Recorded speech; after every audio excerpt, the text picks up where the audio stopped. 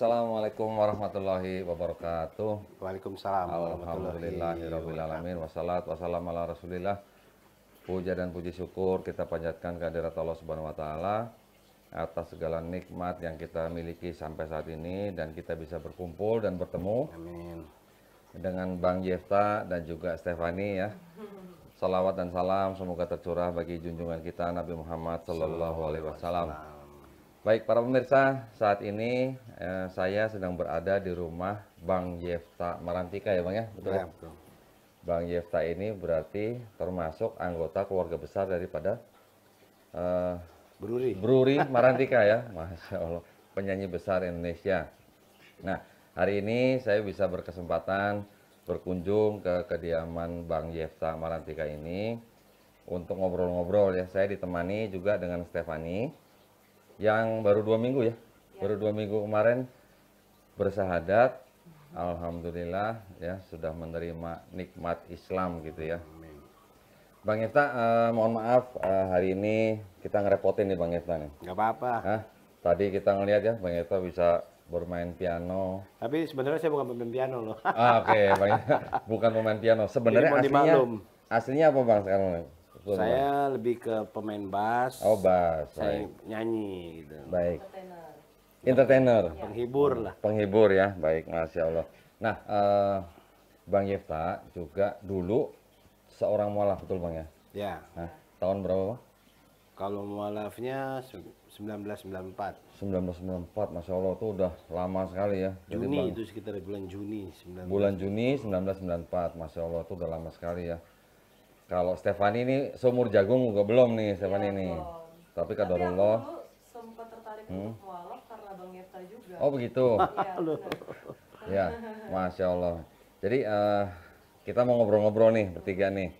Bang Yefta ini dulunya adalah, kalau nggak salah Bang, seorang pelayan gereja Bang ya. Ya, pelayanan. Keberatan nggak Bang kalau sebutin dulu gerejanya apa Bang? Saya keluarga besar saya itu di GPIB. GPIB, Gereja Pantekosta Bukan, Indonesia. Gereja Protestan Indonesia bagian Barat. Gereja Protestan Indonesia Barat ya. Dari kecil tuh Bang berarti Bang? Dari kecil. Dari kecil udah di GPIB ya? Udah di GPIB. Oke.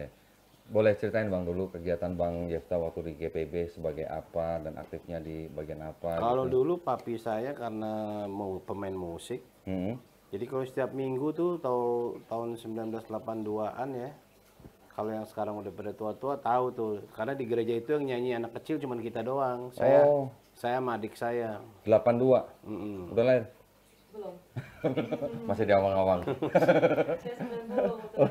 Jadi kita nyanyi duet tiap minggu di situ, kalau nggak gereja pagi, kalau nggak sore, kalau nggak malam. Di Jakarta tuh Bang? Iya, di GPIB itu aja. GPIB Jakarta ya? Dekat Taman Surapati tuh. Oh, oke, Surapati ya.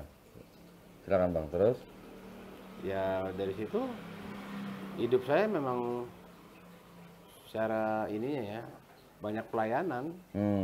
Nyanyi karena bisa nyanyi, jadi nyanyi di setiap acara-acara kebaktian pasti saya nyanyi, penyanyi kita itu yang nyanyi ya saya sama papi saya gitu. Nah terus sampai menanjak remaja tahun 86 SMP itu udah mau masuk SMP, pelayanan lagi. Tapi gerejanya udah beda waktu itu. Oh, ya gereja yang udah ada praise and worship, maksudnya udah ada nyanyi-nyanyi pakai band. ada alat musik band gitu ya di depannya, ya. Itu. Gereja apa waktu itu Bang?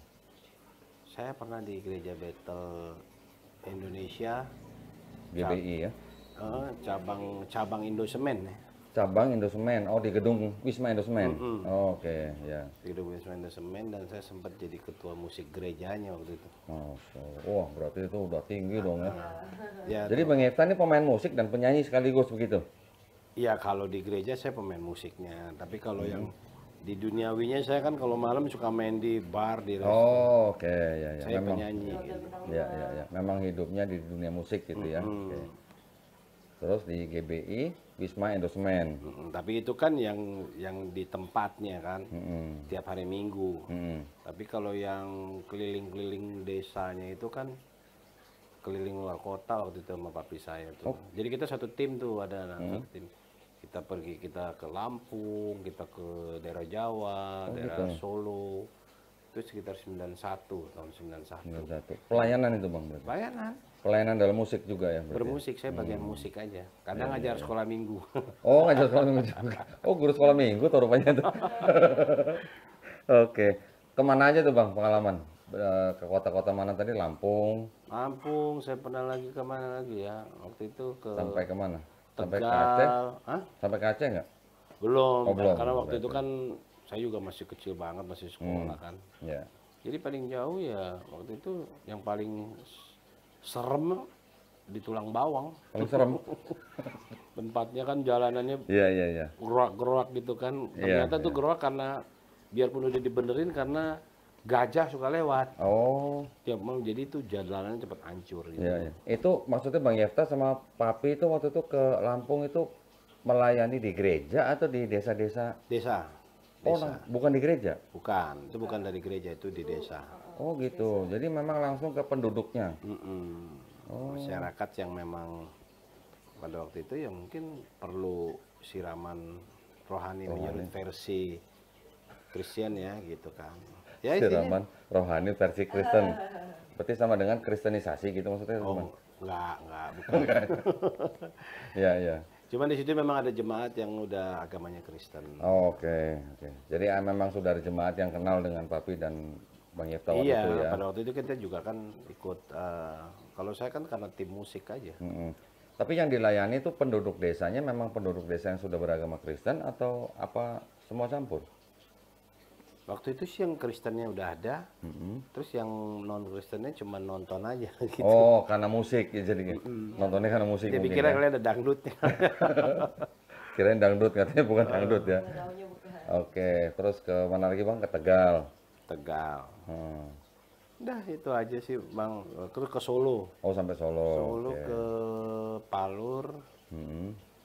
Dulu pendetanya almarhum, kayaknya udah almarhum, Pak Insinyur Widodo. Insinyur Widodo. Terus kita ke Tawamangu, daerah Solo, Oh, oke. Wonogiri. Iya, ya, Wonogiri, iya, ya. Udah. Terus baru balik ke sini ya baru banyak tuh di gereja-gereja tuh. Oh, melayani di gereja-gereja. Waktu itu gereja Bethel Indonesia ya, Bang ya. Yang jadi itu yang tiap minggunya ya. Itu GBI Betani bukan? Enggak, gereja Bethel Indonesia, cabang GBI New kan? Semen. Iya GBI. Cabang juga. Indonesia. Bukan Betani. Ya Betani kan kalau nggak salah GBI Bethel deh masuknya deh. Iya, soalnya kan GBI kan macam-macam, ada yang apa? Tiberias ya kalian ya? GBI juga kan? Saya dulu GBI Betani. Oh, Insinyur Niko ya. Niko, iya betul. Oh iya, saya pelayanan lagi zaman-zaman lagu itu. Sama ya? Oh, Saya dulu kan Pak Niko belum punya gereja, gerejanya cuma di Wisma Karsa Pemuda tuh. iya, iya, iya, iya, betul, betul, betul. Oh. Gitu. Oh, ternyata sedenom ya mas saya berarti ya. Sedenom. Baik, nah terus setelah di musik itu, abang pernah melayani apa lagi selain musik? Saya lebih ke kemanusiaan sih ya, Kemanusiaan. secara Oh, pribadi aja. oke. Jadi saya buat kegiatan yang saya misalnya, aku punya baju bekas nih, saya Sumbangin. kumpulin, kasih. Oh, oke. Ya.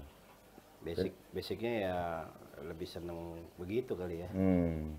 Sembako juga gitu bang, Ada. bagi gitu ya. Sembako, ya kemarinnya di zaman susah saya nggak kerja malah bisa kasih sembako. Gitu Tapi yang ngasih bukan saya, ya. orang-orang yang percaya sama saya. Oh, Dia mungkin kesian, tapi saya bilang saya udah cukup. Kalau boleh uang yang kamu kasih ke saya bagiin, boleh nggak gitu. ya, ya. Ya kalau saya mau cari kaya kan udah gemuk saya. Ya udah, udah gemuk. Bang Doni kan ke rumah saya nggak punya Alphard, nggak punya mobil Ferrari. Ya, ya, ya. Nah, terus Bang Yefta setelah di GBI itu tahun berapa tuh bang? Tahun 90? Terakhir 94. 94. Oh, 94 terakhir Jadi di saya GBI ya? di GBI itu kalau nggak salah sekitar tahun 91-an. Sampai 94. Iya. Oh, oke. Karena gereja itu kan pada waktu itu masih sewa di situ. Kalau sekarang kalau nggak salah sudah pindah deh di daerah sana tuh Central Park sana. Ya, ya, ya. Bang, sorry bang, tadi.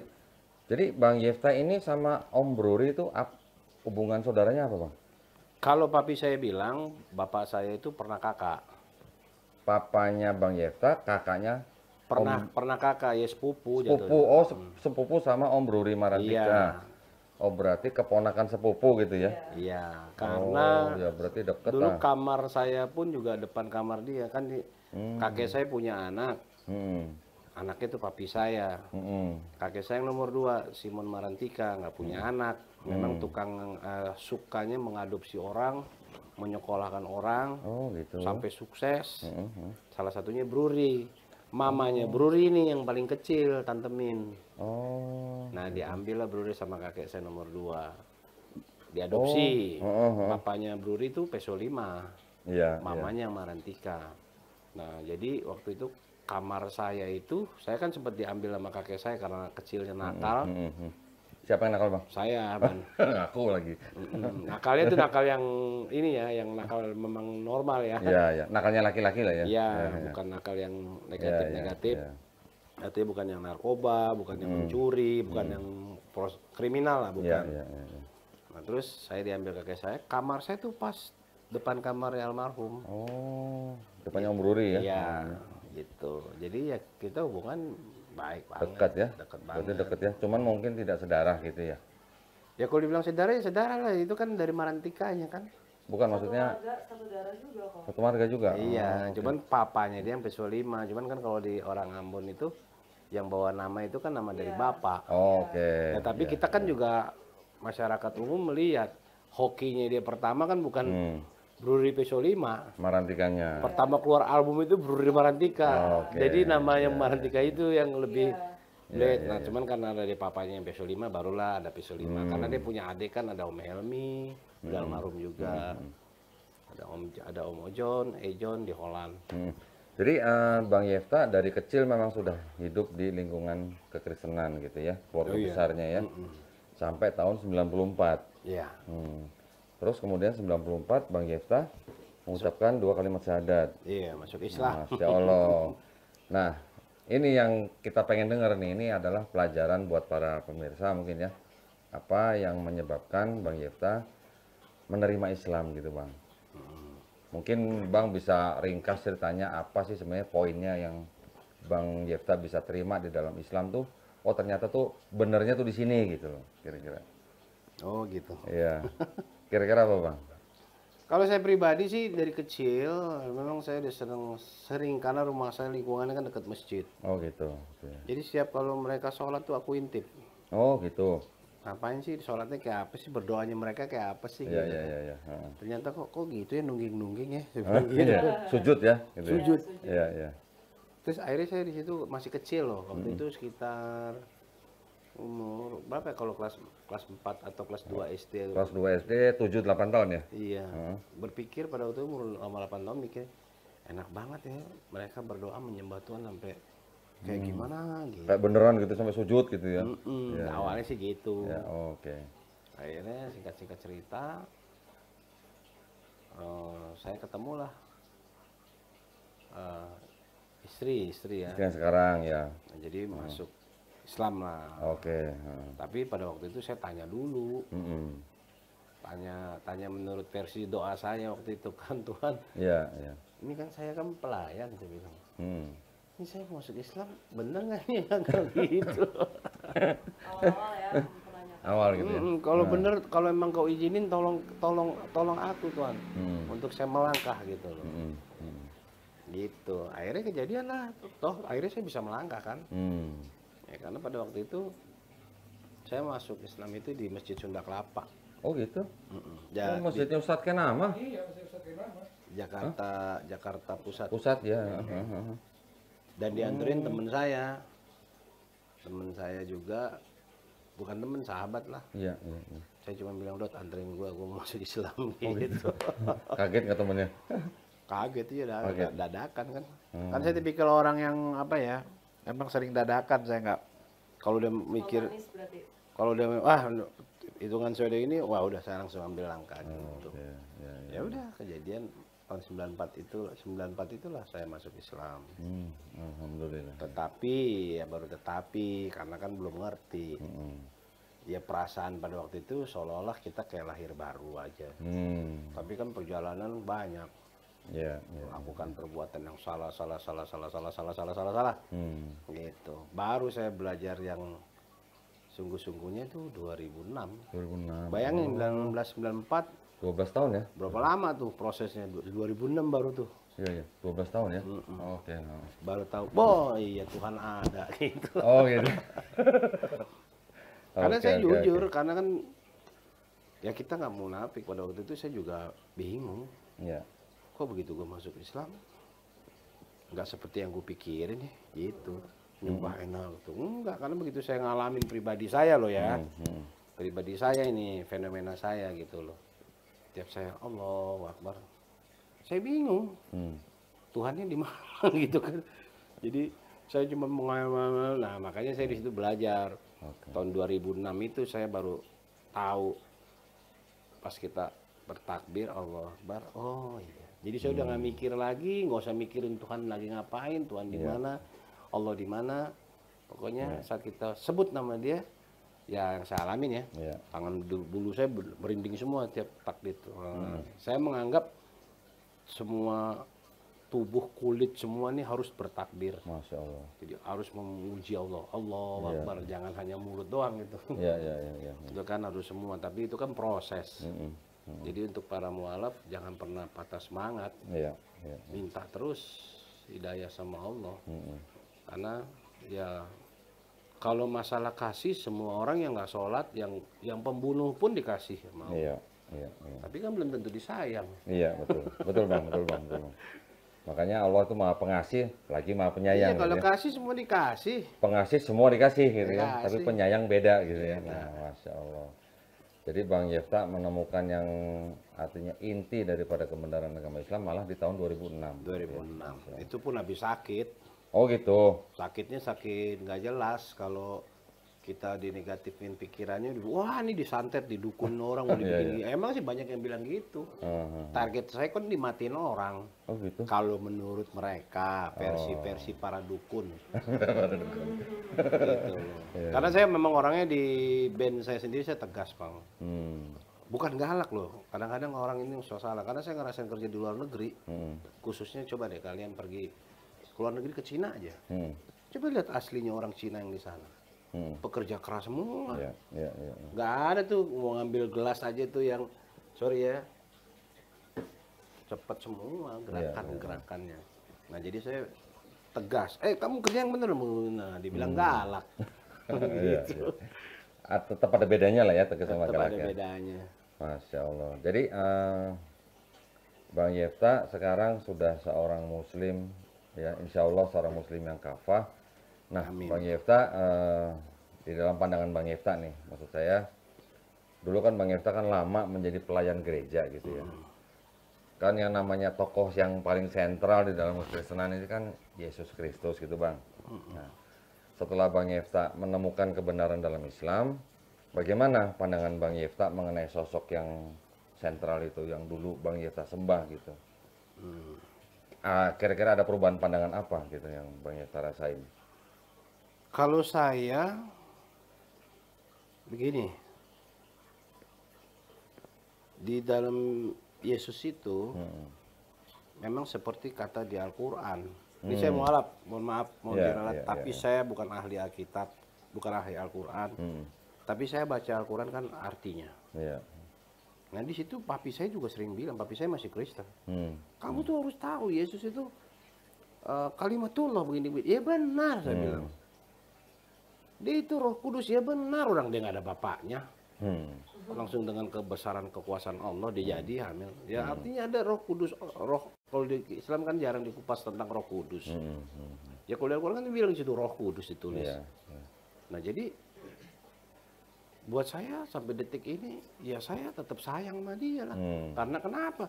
Dia kan salah satu Rasul, ke-25 Rasul yang harus Utusan Allah ya. yang harus diimani. Iya, betul. Itu, cuman memang ada salah persepsi orang. Saya juga dulu gitu. Kok nyembah Yesus sih? Gitu. Oh, ternyata bukan nyembah Yesusnya. Bukan. Cuman belum sampai ke situ, takutnya jangan sampai salah ngomong Iya, saya. iya, iya. Ya memang kadang-kadang saudara-saudara kita yang Kristen memang juga sering menggunakan ayat-ayat dalam Quran atau terminologi dalam Quran untuk membenarkan ketuhanan Yesus malah Bang. Itu sering Bang memang ya. Contoh, Isa Al-Masih itu kan ruhullah gitu. Ruhullah itu ya Allah sendiri berarti gitu maksudnya. Iya. Artinya mereka mempunyai pandangan bahwa yang di dalam Yesus itu ya rohnya Allah sendiri katanya. Makanya dia Allah gitu. Ya itu salah persepsi itu ya. Ruhullah itu maksudnya adalah roh yang memang semua roh kan adalah ciptaan daripada Allah. Ya. Apakah Allahnya juga roh? Nah, itu kan kita mengenalnya sebagai zat ya. Zat itu kan adalah essence atau pribadi gitu kan. Iya. Setiap manusia diberikan roh, roh itu kan yang menciptakan Allah Subhanahu wa taala. Roh ini yang istilahnya membuat menjadi manusia ini hidup gitulah ya. Nah, roh ciptaan Allah, Allah yang memberikan, Allah juga yang mengambilnya. Jadi ya melalui para malaikatnya. Tetapi roh yang ciptaan Allah itu akan kembali kepada Allah sendiri gitu. Iya. Nah, ada juga ya saudara-saudara kita yang bilang Isa Al-Masih itu kan kalimatullah gitu katanya. Makanya dia itu sendiri adalah firman-Nya sendiri gitu. Padahal kalau pengertian kalimatullah itu adalah Allah menciptakan Isa Al-Masih itu dengan kalimatnya begitu. Hanya dengan kun fayakun gitu kan. Jadi penciptaan Isa Al-Masih ya itu sama saja dengan penciptaan Adam sebenarnya. Adam diciptakan dari tanah hanya dengan kun fayakun, begitu juga Isa Al-Masih hanya juga dengan kun fayakun. Memang ada beberapa mispersepsi lah ya, miskonsepsi lah ya dari saudara kita yang Kristen. Nah, mungkin Bang Yefta kan sekarang juga sudah bisa menegaskan bahwa Isa Al-Masih adalah salah satu dari 25 nabi yang disebut di dalam Quran yang wajib kita sebagai muslim imani gitu kan. Kita sebagai muslim tidak bisa menjadi muslim kalau tidak beriman kepada Isa Al-Masih. Gitu ya Bang ya. Aduh, ini mohon maaf nih bukan ceramah nih. Meluruskan gitu ya beberapa miskonsepsi dari saudara-saudara kita yang Kristen. Nah, sekarang Stefani nih, Stevi saya panggilnya ya. Stevi kira-kira 2 minggu yang lalu kan menghubungi saya, kemudian kadarullah bisa datang ke tempat saya. Kita ngobrol ya waktu itu ya, Iya. 1 jam ya kurang lebih ya. Ya. Enggak debat lah ya, ngobrol lah ya. Iya, ngobrol. Ngobrol tetapi atas dasar keingintahuan Stevi waktu itu Bang. Stevi menanyakan, malah cerita duluan, papa saya tuh dulu kalau boleh dibilang tuh apa khatam Alkitab. Khatam Alkitab. Berapa Alkitab kali yang tuh? Tahun 12. 1912 yang Masya lama Allah. punya. Berarti Bible yang kuno tuh ya. Ya, Bible kuno dan ejaan lama. Ejaan lama. Karena memang bagi Papa juga Alkitab yang sekarang tuh berbeda jauh. Bahasanya beda banget dan Bahasanya. jauh banget dah pokoknya. Nah, Stevi waktu itu sempat baca Bible-nya yang dari papa Iya, itu. Iya. Jadi itu memang kebetulan juga Papa kan merayakan Sabat waktu itu. Oh. Jadi memang setiap Jumat malam itu wajib aku misalnya setelah Sabat ya, buka Sabat istilahnya waktu itu. Berarti Itu papanya. wajib aku dibacain Alkitab sama Papa. Oh, gitu. Gitu. Dia Kristennya Advent. Advent ya. Jatuhnya Oh, Advent, oke, tapi oke. tidak masuk Advent. Oh, Hanya enggak. Mama yang waktu itu. Oh, mama yang ikut Hanya Advent. Mama yang Papa kasih izin ke Advent, hanya supaya Papa dapat buku-buku dari Advent itu. Oh, gitu. Untuk dipelajarin sama Papa gitu. Papanya pelajarin. Ya, papanya oke. dapatlah buku itu kan. Boleh pinjam, boleh pinjam. Boleh dipinjam nggak Bible? Bible-nya. Kayaknya sudah dipinjam ya sama Kodondi ya. Nanti ya, ini nanti ya. Nanti kita buat kajian khusus ya. Iya. Kita perlihatkan Bible yang penuh dengan catatan papanya Stevi, ya. Ya, itu Alkitab Papa dari muda itu. Dari muda ya. Dari muda. Saya kemarin sudah lihat catatannya itu, masya Allah. Ini kalau, aduh, sayang sekali papanya Ya, siapa? sayang Stevi Papa sudah nggak ada ya. Pulang. Coba kalau ada pasti. Wah, kalau ketemu saya kemarin bisa seru tuh, kemarin bisa 2-3 hari nggak selesai tuh ya. Iya. Nah, terus Stevi waktu itu kan ngobrol dengan saya kurang lebih 1 jam. Akhirnya Stevi juga saya perlihatkan juga beberapa ayat di dalam Bible itu sebenarnya yang mungkin bisa dikatakan disalahpahami gitu ya, disalahpahami atau disalah mengerti atau mungkin pemahamannya dibedakan gitu oleh gereja gitu Bang. Bang Yefta dulu pasti masih dengar lah ya, masih ingat lah ya. Dan inilah hidup yang kekal, bahwa engkaulah satu-satunya Allah yang benar dan mengenal Yesus Kristus yang kau utus gitu kan. Sudah jelas-jelas utus gitu. Tapi diangkat menjadi Tuhan gitu. Iya. Ada lagi nanti Yesus sebenarnya mengatakan kepada Maria Magdalena, ini belum saatnya aku diangkat kepada Bapakku, tetapi katakanlah kepada saudara-saudaramu bahwa apa? Bapaknya Magdalena dengan bapaknya Yesus, ini maksudnya Bapak ini Tuhan, Sama kan berarti kan? Tuhanku, Allahku, dan Allahmu. Berarti Yesus punya Allah, ini dalam tanda kutip sebenarnya Tuhan ya artinya. Yesus punya Tuhan, murid-muridnya juga punya Tuhan. Artinya Tuhan yang sama gitu Bang. Nah, ada lagi nanti ayat-ayat yang lain. Pada waktu Yesus mungkin sedang diuji gitu ya. Sembahlah Allah saja gitu. Tetapi memang di dalam doktrin gereja kan, ayat-ayat seperti itu digambarkan sebagai, yaitu Yesus sedang ngajarin gitu misalnya. Betul nggak Bang? Ya. Pasti masih ingat Pak ya. Nah, terus akhirnya Steffi dan saya waktu setelah berbicara, Steffi akhirnya mengucapkan 2 kalimat syahadat gitu ya. Alhamdulillah sekarang Steffi sudah menjadi muslimah. Ya, kita doakan Steffi semoga istiqomah ya Bang ya. Amin. Bang, cerita lagi Bang, dulu waktu apa namanya? Mungkin sedang pelayanan gitu, ada pengalaman yang menarik nggak? Yang bisa di-share gitu ke pemirsa gitu. Pelayanan apa nih? Yang masih di gereja gitu. Ya. Atau mungkin hanya rutinitas gitu atau bagaimana? Enggak. Enggak ya?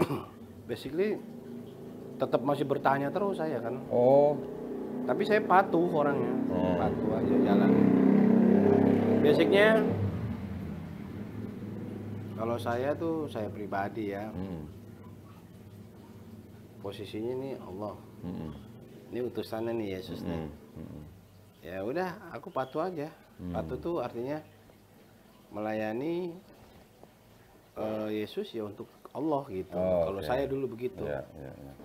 Cuman kan kadang-kadang banyak hal pemikiran, namanya pemikiran ya. Jadi, Akal ya. waduh, saya bilang Tuhan ini nggak bisa dipikirin nih buat saya. Karena kalau dipikirin gila saya bilang. Karena Gitu. iyalah akhirnya berjalan dengan waktu aja hidayah, makanya kan ada istilah dapat hidayah. Iya, Ya hidayahnya itu di 2006 itu. 2006 ya. Oke. Jadi saya udahlah, setelah saya paham, oh udah, saya nggak mau banyak bicara lagi, bukan nggak mau debat, nggak. Iya. Ya karena kalau saya debat juga percuma. Iya. Lo kan itu kan ini lo sendiri, ini gue sendiri. Iya. Gitu. Karena kan saya juga banyak ditentang waktu itu. Keluarga. Sama keluarga, terutama kemarin aja juga begitu, saya di IG. Oh, masih. Oh iya, kok berkhianat lu? Berkhianat gue di mana? Berkhianat gue sama Yesus, kecuali kalau gue seandainya hidup di zaman dia, terus gue jual dia kayak Yudas Iskariot, itu berkhianat. Iya. Gue bilang kan gue nggak jelek-jelekin Yesus ke semua. Gue ternyata begini, enggak juga saya. Saya bilang berkhianat gue di mana? Lo jangan main ngejudge aja, saya bilang. Yesus sendiri aja nggak pernah ngejudge sembarangan orang. Karena ada waktu perempuan Sundal yang mau dirajam. Iya. Tahu cerita itu kan? Iya. Kalau Yohanes malah tuh 7:53. Yesus cuma tulis-tulis di tanah aja. Cuman dia berkata ya kalau siapa yang merasa nggak berdosa silakan timpuk duluan. Iya. Bingung deh. Bubar ya. Bubar. Lalu yang manusia bisa bilang, gue bilang mengkhianat Yesus. Mengkhianatnya di mana? Iya. Cuman kan kalau saya bahas takutnya dia nggak ngerti. Gitu. Ini sih pembahasan orang bego. Saya aja ya. Saya ini jadi bilang gini. Adam diciptakan kata ayah saya. Adam diciptakan pada waktu itu ya kan. Nah, sedangkan di situ setan sombong sekali, merasa gue diciptain dari api. Iya. Kok gue disuruh sujud sama yang dari tanah. dari tanah yang hitam yang jelek gitu ya. Iya. Disitulah Tuhan murka. Iya. Karena kesombongannya. Kenapa disuruh sujud di situ? Kalau orang yang paham tahu ya, mungkin yang udah paham. Kalau saya kan karena ayah saya yang bilang, saya pegang ayah saya. Pasti tanya siapa sih ayah saya. Ada, itu adalah guru rohani saya lah gitu. Dan itu sesuai di Al-Quran juga. Disuruh sujud itu kan ada di Al-Quran, di Alkitab juga ada suruh sujud, semua pada sujud kepada Adam. Nah, tapi setan doang yang nggak mau.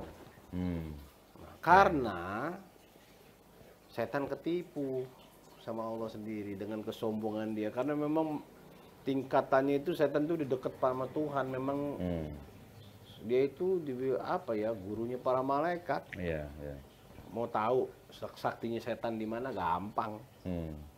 Saat di Alkitab, di Al-Quran dibilang sudah diusir setan itu dari surga karena telah menipu Adam makan buah. Pertanyaannya, surga itu dijaga sama siapa? Malaikat kan. Pertanyaannya kok setan masih bisa masuk? atas izin Allah. Berarti setan sakti dong, udah jelas ya dong. Nggak kelihatan loh.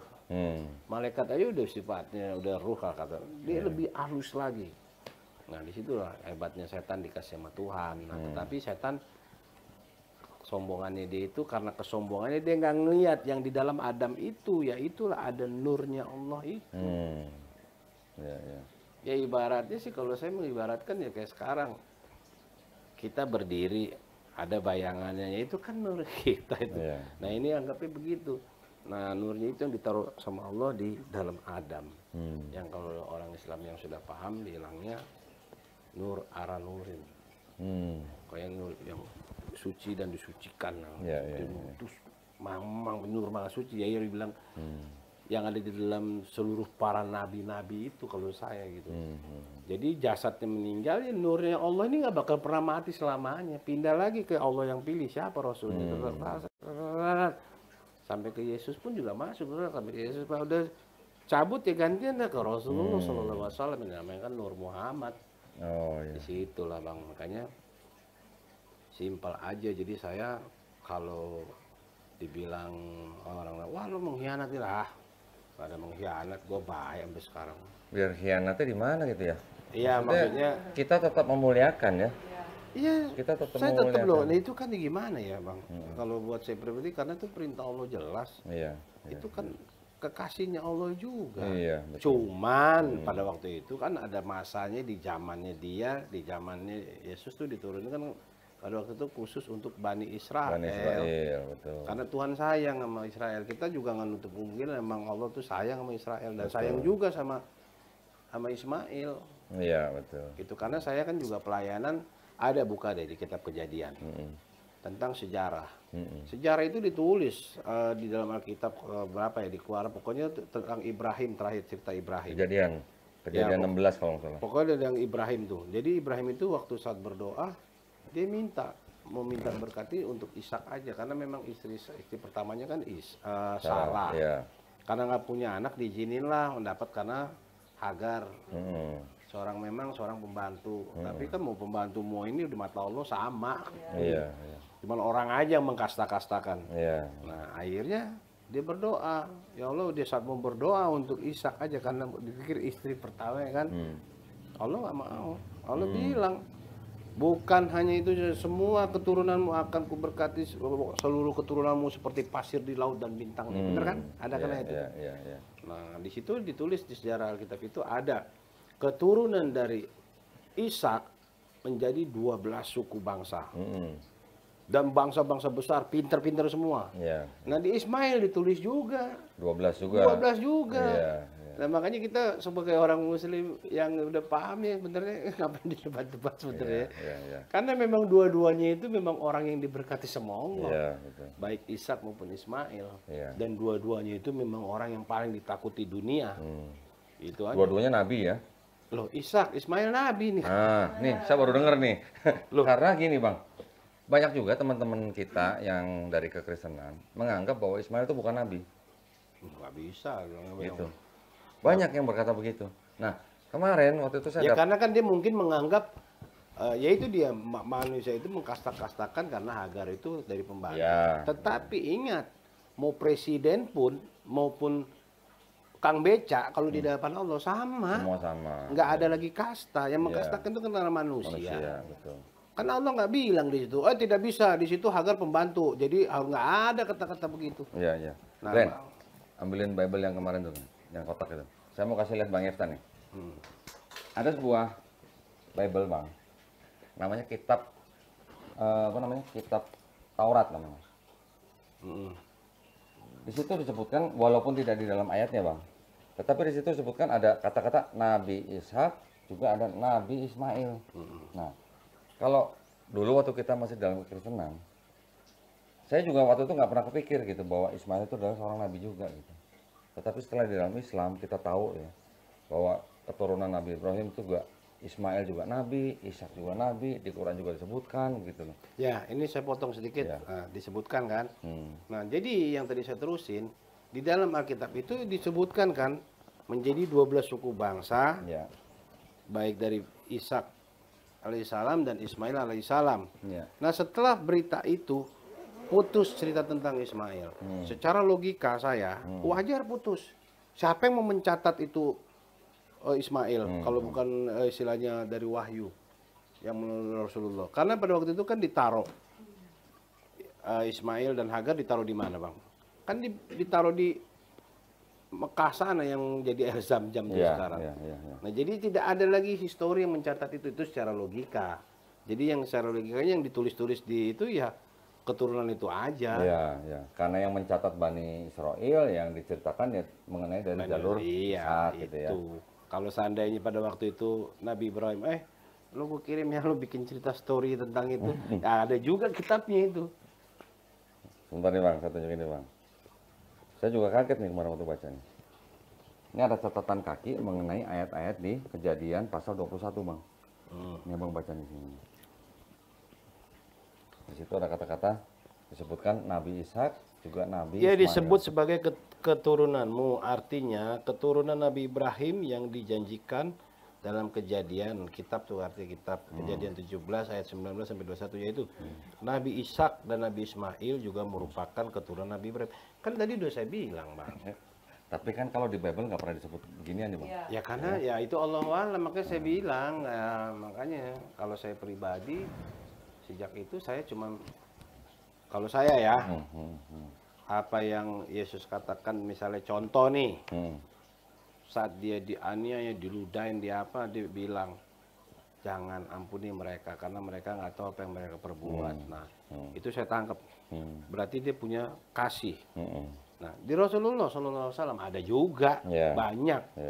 Jadi pas saat dia sholat di Mekah, kalian yang Muslim tahu lah, yang Muslim dari kecil ya, ditaruhin tai onta padahal bawa pedang. Belum sahabat-sahabat bawa pedang. Nggak ada tuh Rasulullah. Tinggal tebas gitu aja. Kurang aja lo naruhin tai, nggak ada begitu kan? Malah santai aja dia. Malah dibilang malah Jibril yang marah. Kutebalikan mereka ini ya Rasulullah. Ya malaikat lah kekuasaan ini, selain dikasih kekuasaan Allah tinggal gitu aja kan? Malah nggak boleh ya? Tapi Rasulullah bilang jangan ya Jibril karena dia nggak tahu apa yang dia perbuat.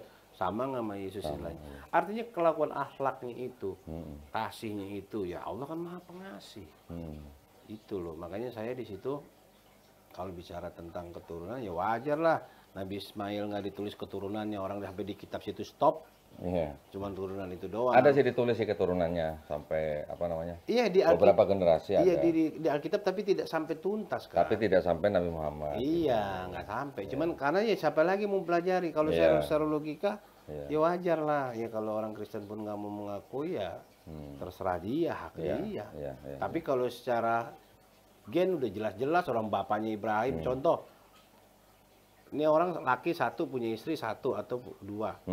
Darahnya dari yang laki. Itu sedara nggak sebenarnya? Sedara. Ya sedara kan Bang. Mau dia istrinya 3, 4 ya kalau lakinya satu. Zaman dulu sedara, bos. ya. Zaman dulu. Ya sedara kan. Iya.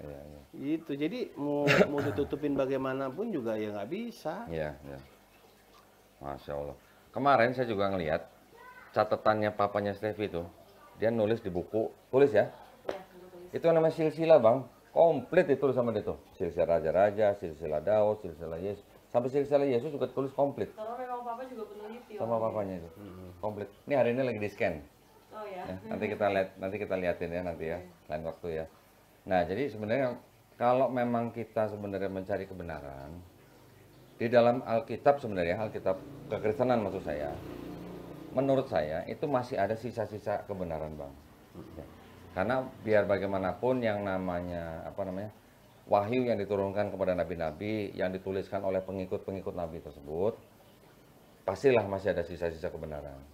Cuman dari sisa-sisa itu biasanya nanti ada yang disebut ya penyimpangan lah ya, penambahan bahkan ada yang disisipkan gitu Bang. Itu sudah menjadi istilahnya ranah untuk akademisi lah Bang.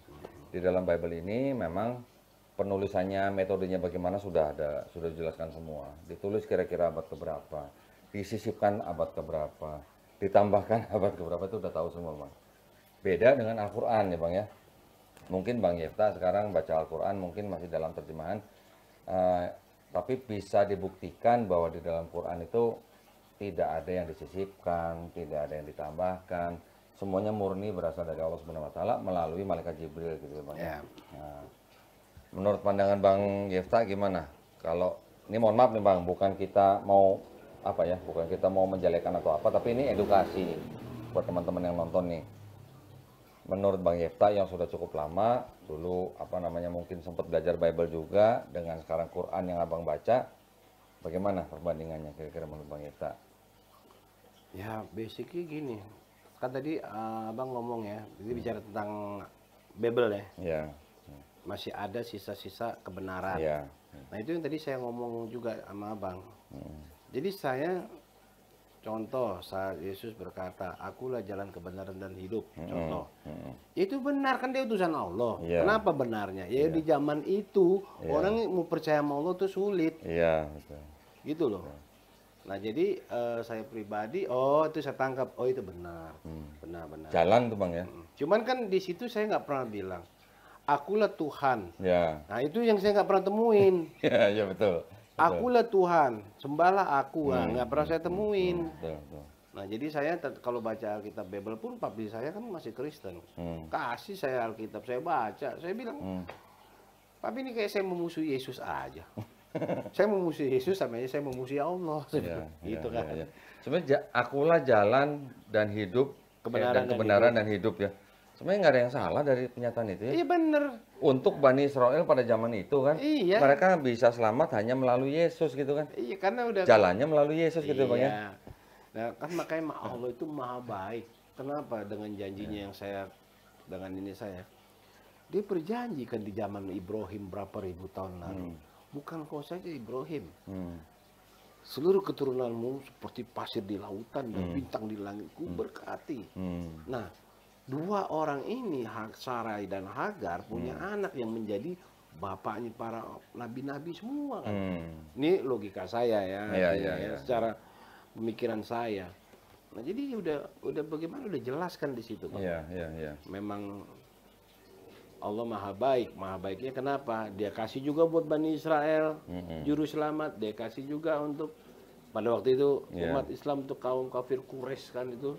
Nah, tetapi di Rasulullah kan di situ saya menyimak, ini saya maaf yang belum paham tentang ini, tapi saya dengan perasaan saya aja ini, dengan hati saya, lebih luas Rasulullah itu. Gitu, lebih luasnya kenapa? Ya buat seluruh umat.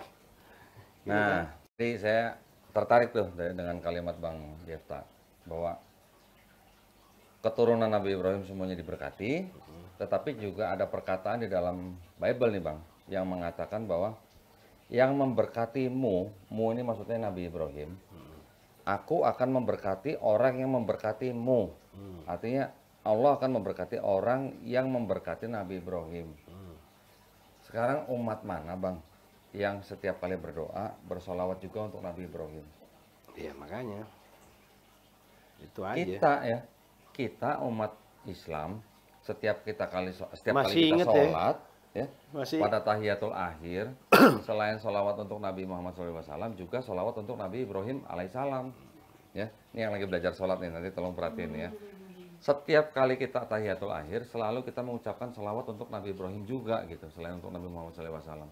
Di dalam Bible ada Bang, nih satu juga nih Bang, Kejadian 12 2-3. Nah, biasanya kalau yang tukang baca Bible nih si Glenn nih, yang baca Bible. Ini Glenn.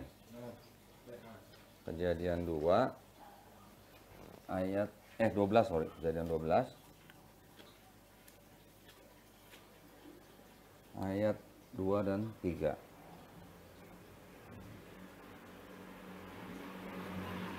Dua dan 3 nih, Glenn.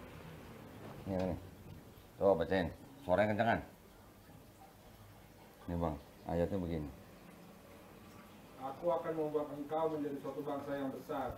Aku akan memberkahi engkau dan membuat namamu besar. Engkau akan menjadi berkah. Terus? Aku akan memberkahi orang-orang yang menguatkan berkah bagimu. Tuh. Dan aku akan mengutuk orang-orang yang mengutuk engkau. Itu udah jelasin. Jelas kan? Melalui engkau, semua suku bangsa di bumi akan memperoleh berkah. Jelas nggak Bang? Enggak, jelas ya. Jelas nggak? Allahumma sholli ala Muhammad wa ala ali sayyidina Muhammad kama sholaita ala Ibrahim wa Nah. ala ali Ibrahim. Kan sama nih. Nah, Jadi Allah akan memberkati orang-orang yang memberikan berkat untuk dia. nah, Ya kalau dibilang salawat. sholawat. Iya, betul.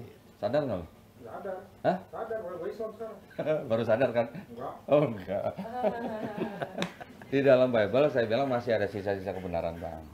Nah itu salah satunya kita yang Nih, mempraktekkan. saya bacain lagi ya. Saya bacain lagi. Nah, Boleh izin bacain, ya? Bang. Silakan Bang. Jadi di Kejadian ada di dalam Alkitab ini. Kejadian itu adalah salah satu kitab Taurat ya. Ya Bang ya. Ya, kitab kejadian namanya Bang. Iya, Taurat dari kitab Musa ini. Nah, jadi di sini dibilang Kejadian 12 ayat 2 dan 3 berbunyi, Aku akan membuat engkau menjadi bangsa yang besar dan memberkati engkau serta membuat namamu masyhur dan engkau menjadi berkat. Aku akan memberkati orang-orang yang memberkati engkau. Nah, itu yang dibilang salawat. Ya. Nah, karena di situ kan Allahumma sholli ala Muhammad wa ala ali Muhammad kama sholaita ala Ibrahim wa ala ali Ibrahim. Ya. Nah, memberkati engkau dan mengutuk orang-orang yang mengutuk engkau. Dan olehmu semua kaum di muka bumi akan mendapat berkat. Kasih lihat zoom. Siapa tahu pemirsa ada yang penasaran gitu. Nih. Zoom. Itu ketamat? Iya dong, biar. Kelihatan? Ayat 3. 12 ayat 3. 2 dan 3. Ya. Jelas Bang ya? Berarti gimana ya? Kita selama ini menjadi muslim selalu bersolawat untuk Nabi Muhammad SAW, juga untuk Nabi Ibrahim alaihissalam. Ternyata disebutin di dalam Bible. Ini kalimat terakhirnya ada di Bible sekarang nggak? Yang mana? Yang mengutuk. Melalui engkau semua suku bangsa di bumi Hmm. akan memperoleh berkah. Ada nggak ya sekarang? Kalau di apa namanya, di doa tahiyatul akhir itu kan kita hanya bilang memberkati Nabi Muhammad SAW dan keluarganya. Enggak, maksudnya itu ada nggak di Konteks terakhir ini ke arah mana? Melalui engkau ini berarti kan apa? Muhammad itu keturunan siapa? Loh, kalau keturunan Nabi Ibrahim mah itu udah pasti. Maksudnya, Ismail itu kan bukan kemoga itu kan? iya. Iya. Melalui engkau berarti ada juga yang semua dunia diberkahi berarti melalui siapa? Ini semua orang kalau disebutnya. Iya, semua orang berarti kan Seluruh bangsa, iya. seluruh bangsa. Seluruh bangsa, iya. Berarti itu melalui siapa? Ya, siapa lagi? Nah, ya udah. Ah, udah. Itu ada kita sekarang tulisan itu yang terakhir. iya. Di Bible? Maksudnya. Nggak Lengkap tertulis. Makanya itu Nggak baru ada, tertulis baru ada itu. namanya, Nah, kalau iya. itu baru sadar. Tertulis. Kalau yang terakhir kita baca. Gitu ya Bang ya. Jadi Masya Allah ya, kita bersyukur bahwa kita ini sekarang adalah sebagai umat Nabi Muhammad SAW yang ternyata sebenarnya meneruskan dari ajaran nabi-nabi sebelumnya ya Bang ya. Dari mulai Nabi Adam, Nabi Nuh, Nabi Adam alaihissalam sampai ke Nabi Isa alaihissalam disempurnakan di dalam Quran yang diturunkan oleh Allah Subhanahu wa taala melalui malaikat Jibril kepada nabi kita Nabi Muhammad SAW. Jadi buat saudara-saudara pemirsa yang memang dari lahir tidak pernah dalam tanda kutip ini dikristenkan oleh orang tuanya, bersyukurlah ya, semuanya ini sebenarnya sudah ada di dalam kitab-kitab sebelumnya. Tetapi yang dimaksud dengan Taurat, Zabur, Injil, yang dimaksud di dalam Quran, kan Quran kan juga membenarkan Bang, Iya. membenarkan kitab-kitab sebelumnya itu Taurat, Zabur, Injil. Tetapi yang dimaksud Quran itu bukan ini. Taurat yang dimaksud Quran itu bukan yang ini Bang. Ini adalah tulisan-tulisan manusia dari pengikut-pengikut Nabi yang apa namanya, isinya ini sudah boleh dibilang banyak campur tangan manusia. Modifikasi lah. Nah, ini kan kalau dari perjanjian lama aja ya, Bang Yefta pasti ingat ya, dari mulai Kejadian sampai Maliaki, kalau versi yang Kristen, itu kan yang menulis kurang lebih, sampai Wahyu malah, itu yang menuliskan kurang lebih 40 orang Bang, dalam rentang waktu kurang lebih 1.500 tahun gitu. Jadi bisa dibayangkan, penulis nggak ada yang kenal dan segala macam. Bahkan di dalam perjanjian baru aja Bang, yang sama-sama nulis 4 gospel aja, Matius, Markus, Lukas, Yohanes, ini 4-4-nya nggak ada yang kenal Bang. Dan semuanya nggak ada namanya gitu. Nah, jadi ya besar kemungkinan memang pasti ada perbedaan, ada kontradiksi gitu ya. Nah, kira-kira kalau Steffi sudah baca Bible-nya, catatan papanya, kemarin dia sadar gitu mungkin ya. Dan juga sudah melihat apa namanya, beberapa ayat yang sudah saya tunjukkan memang tidak bisa menjadi suatu patokan kebenaran gitu bang. Kemarin saya juga ngobrol sama mamanya Steffi. Udah ketemu? Udah. Udah ketemu bang kemarin bang. Alhamdulillah. Ambil ini di rumah. Ya alhamdulillah. Jadi kemarin saya memberikan beberapa konsep yang saya minta mamanya Steffi itu berpikir sendiri bang. Kita nggak usah mendogma gitu, nggak usah. Kalau gereja kan bang mungkin tahu lah dulu ya, melalui musik bisa, melalui khotbah bisa, tapi dengan cara dogma kan. Tidak pernah pendeta kan memberikan ayat itu side by side gitu bang. Selalu berurutan begini. Kalau kita baca bang, side by side untuk kisah yang sama, banyak sekali ternyata perbedaan. Yang saya temukan hampir 300 bang. Wah, banyak banget. Dan itu sudah hampir saya bukukan, bukunya hampir selesai. Dan itu yang saya bukukan itu perbedaan-perbedaan untuk kisah yang sama, yang mana nama orangnya beda, nama tempatnya beda, atau mungkin nama apanya lah beda lah. Tetapi saya juga maunya fair gitu ya.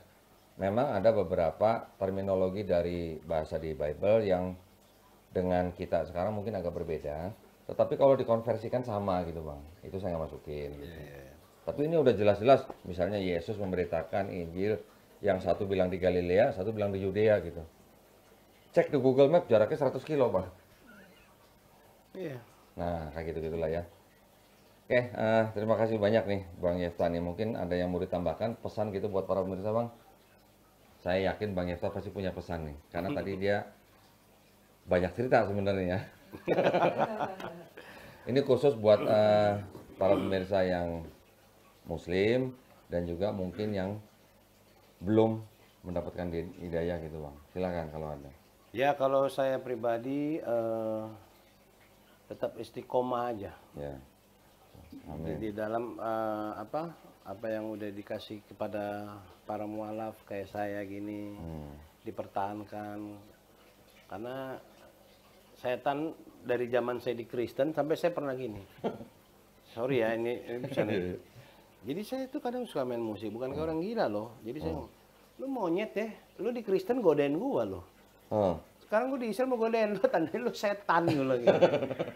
Jadi artinya gini, saat kita saya mengalami pengalaman saya, apalagi di saat pandemi, mau 2 tahun saya sebagai penyuplai band tadinya di seluruh hotel, sudah 20 tahun lah, karena 21-nya udah termakan pandemi. Nah itu saya ngalamin banyak proses di saat pandemi itu. Iman yang saya alamin adalah gini. Di mana Tuhan lo? Gitu ya. Kok lo miskin sekarang? Nah, di mana Nabi lo? Kang Ibul semua kan digituin para pemirsa. Ini saya yang ngalamin ya, moga-moga kalian jangan. Sampai goyah tuh, enggak ah. Terus saya ada satu ayat lagi di Al-Quran, saya kan nggak bisa baca ininya, tapi saya jujur, memang kemarin saya udah kontak teman saya guru ngaji. Insya Allah doain saya mau belajar ngaji. Amin. Jadi kan saya nyanyi, misalnya saya nyanyi, where do I begin? Nah kenapa saya nggak ngaji? A'udzubillahi minasyaitonirrajim. Kan. Jadi saya ngaji itu kan nyanyi juga kan, memuji lah istilahnya. Akhirnya saya kembali ke tadi omongan, sampai di mana tuh? Iman saya digoda. Enggak ah. Ya Allah, sampai mati, wafatkan saya dalam keadaan husnul khotimah. Amin. Gila dahsyat, karena saya ingat cerita nabi-nabi, terutama Nabi Ayub. Ya. Udah baca aja deh kisah Nabi Ayub, gimana dia dari seorang kaya, sampai dia dicoba, diizinin sama Tuhan, digoda setan. Sampai dia akhirnya karena dia ikhlas, dia ridho, dia istiqomah, dia diganti lebih dari yang pada dikasih gitu. Iya. Nah pertanyaannya di sini adalah, makanya kadang-kadang ini buat saya dan anak-anak saya di rumah, kamu jangan ngomong loh, ya Allah aku cinta kepadamu. Gila diuji coba nangis gitu. Maksud saya ke anak-anak lo pemirsa. Iya. Kalau dibilang cinta ya lo kan punya pacar, kan pasti pacar lo tes setia nggak dia lama lo, tukang selingkuh nggak dia nih. Terus kalau gue miskin ntar dia ninggalin gue nggak nih gitu. Iya. Ya sekarang gambaran aja apalagi ke Allah, dan saya ngalamin loh. Ke Allah itu inget. tidak segampang apa yang kalian pikirkan. Saya kemarin pandemi ke rumah mantan presiden, kan saya dulu pernah main acara presiden SBY untuk keluarganya. Saya main organ, nyanyi, menghibur mereka dan keluarganya. Itu dia janji, pas kamu kalau ada kesusahan kamu datang ke Cikeas. Saya ke Cikeas, cuman beliau pas sakit prostat. Langsung mau keluar. Itu mau ketemu presiden aja, ada protokolnya bro. apalagi mau ketemu yang Maha Suci. Jadi kadang-kadang jangan ngomong barangan. Kadang-kadang saya suka bilang, demi Allah jangan. Udah saya bilang sama anak saya nih ya. Jadi kalau lu udah berkata bilang lu tidak bohong, gua nggak bohong. Udah lo bohong. Kalau lu bohong urusan sama Tuhan. Gitu. Nah jadi pesan saya tetap istiqomah. Dan yang saya alami di saat pandemi lagi, kok saya nggak susah. Masya Allah. Padahal nggak kerja loh. Masya Allah. Tuh, badan saya gemuk, malah kegemukan ini saya bilang. Nah, artinya. Yang juga dong. Nah, disitulah saya dapat hikmah. Memang dibilang Allah Maha Pemelihara sebaik-baiknya. Amin. Ini bukan ceramah guys, ini pengalaman hidup saya. Semoga kalian juga para mualaf kuat. Itu kalau setan memang biasa itu. Saya bilang pada saya, Pak, saya narik nih hari itu. Iya, gue bilang lu jangan jauh dari Tuhan. Lu kalau dapat duit sisain duit receh-receh. Sedekah yang banyak, saya bilang. Sedekah, tapi lihat dulu sedekah nih buat saya ya. Ada tanah tandus, ada tanah subur. Kalau kita bersedekah di tanah yang tandus, kira-kira akan numbuh nggak benih pohonan itu? Nggak akan tumbuh sampai kapanpun. Nah kalau kita bersedekah di tanah yang subur akan tumbuh. Ya artinya jangan sembarang sedekah juga. Karena sekarang orang sedekah banyak nyaru-nyaru bro. Gini katanya tangannya nggak buntung. Contoh ya. Tapi sih kalau masalah mau memberi aja. Ya mungkin caranya dia mau cari uang begitu, dia udah ikhtiar juga. Cuman caranya salah, ngebohongin orang kan, tangannya gitu. Nah jadi tetap beriman. Mudah-mudahan kita wafat dalam husnul khotimah. Amin. Karena dan saya dengar tadi Bang Yefta ini, mohon maaf Bang. Bang Yefta ini setiap Jumat.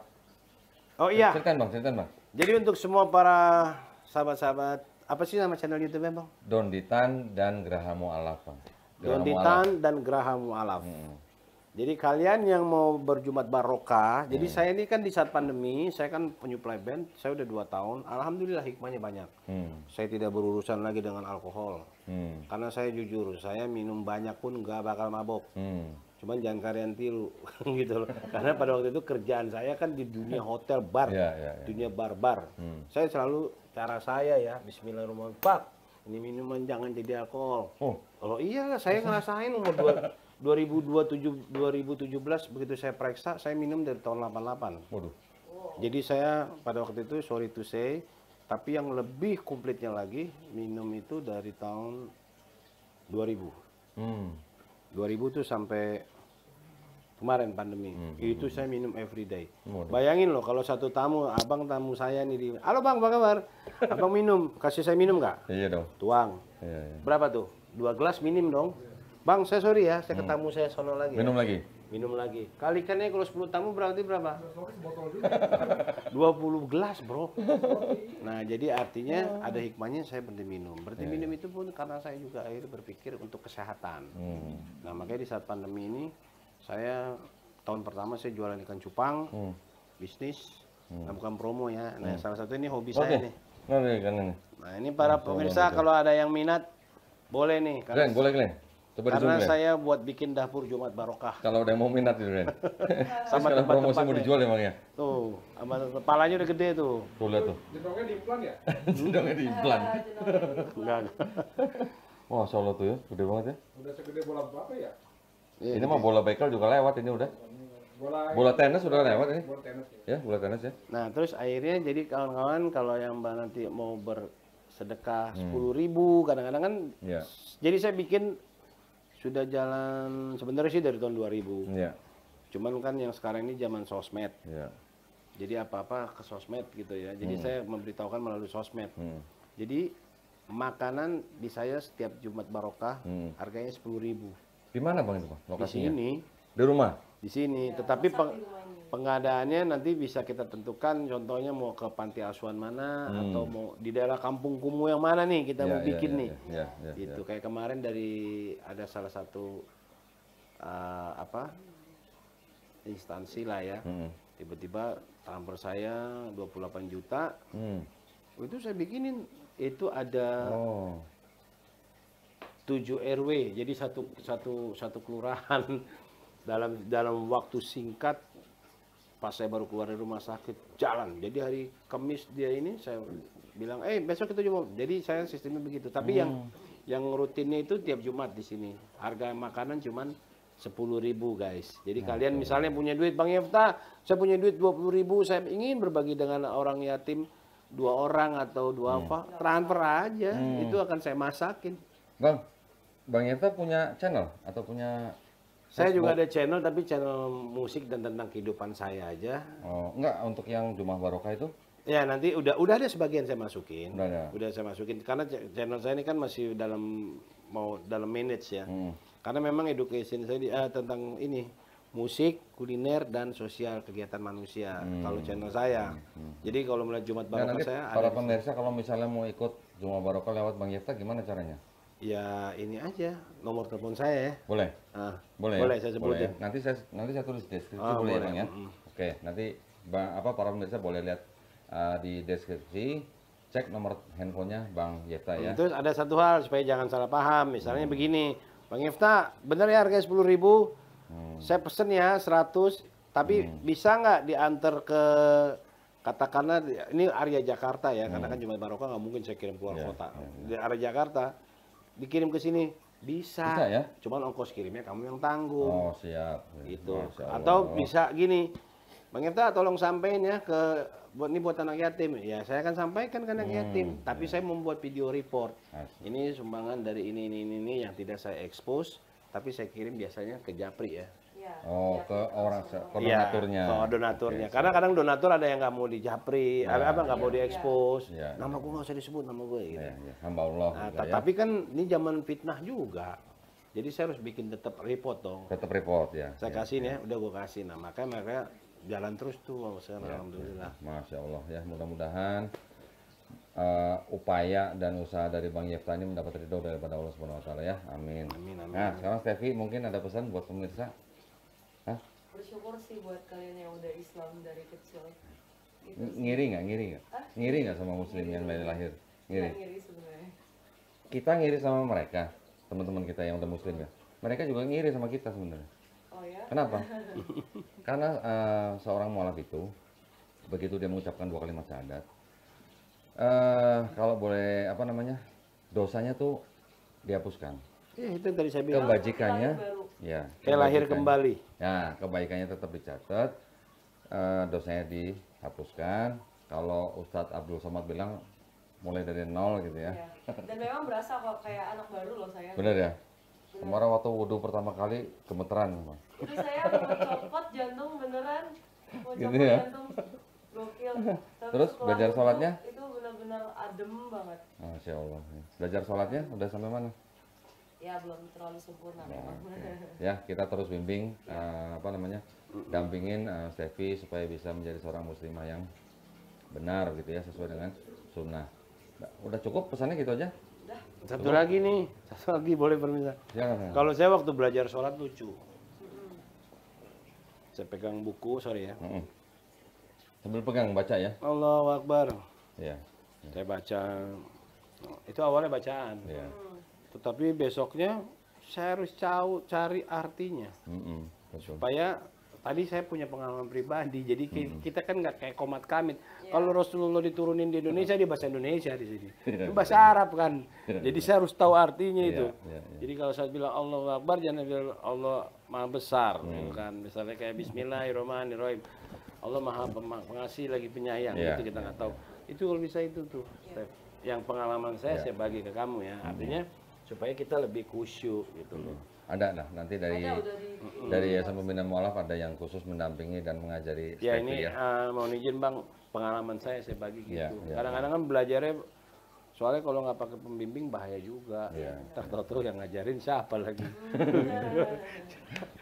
Baik, saya mengucapkan banyak terima kasih atas waktunya dan tempatnya ya buat Bang Yefta juga Stevi, sehingga hari ini kita bisa berbagi lah ya, berbagi kesenangan kita, kebahagiaan kita sebagai mantan mualaf. Kalau ini masih disebut mualaf boleh lah, ini masih baru nih. Kalau Bang Yefta sama saya udah nggak boleh mantan mualaf gitu lah ya. Baik, nah sebelum saya tutup, saya ingin memberikan pesan bagi para pemirsa.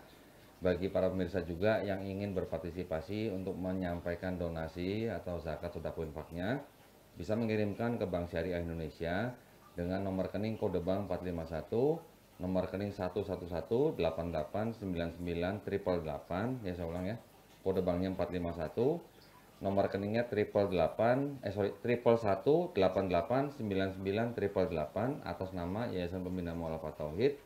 Dan juga bagi para pemirsa yang mungkin ingin berpartisipasi untuk wakaf tanah yang berlokasi di Wonosalam, Jombang, Jawa Timur, seluas 6 hektar dengan harga Rp250.000 per meter persegi, bisa mengirimkan ke nomor yang tadi saya sebutkan atau yang ada di running text. Dan juga pemirsa bisa mengkonfirmasi bukti transfer ke nomor handphone 0811 188 9181. Semoga partisipasi para pemirsa diterima di sisi Allah Subhanahu wa taala sebagai amal jariah yang berkelanjutan ya. Amin ya rabbal alamin. Baik, sekali lagi saya ucapkan banyak terima kasih buat Bang Yefta. Sama-sama Bang. Ya, buat hari ini yang sangat mudah-mudahan bermanfaat bagi para pemirsa ya. Sevi juga banyak terima kasih ya. Mudah-mudahan nanti kita sekali waktu bisa nyobain masakannya Bang Yefta ya. Habis ini nih mau Ini Bang Yefta ini sebenarnya seorang chef juga nih semuanya nih ya. Cuman tadi baju chefnya dicopot kan, di jas gitu kan. Ya makanya kan bikin Jumat Barokah. Harga makan 10.000. Ya. Dan sekali lagi mohon izin ya. Ya, ya. Saya mohon maaf kalau ada kata-kata saya kurang berkenan. Ya. Karena manusia nggak lepas dari kata khilaf gitu. Iya, betul. Amin. Saya udah minta maaf duluan ya, Ya. mohon dimaafin ya. Baik, kalau begitu, wabillahi taufiq wal hidayah. Wassalamualaikum warahmatullahi wabarakatuh. Waalaikumsalam warahmatullahi wabarakatuh. Terima kasih, Bang. Terima kasih Bang. Ya. Tevi, thank you very much. Udah.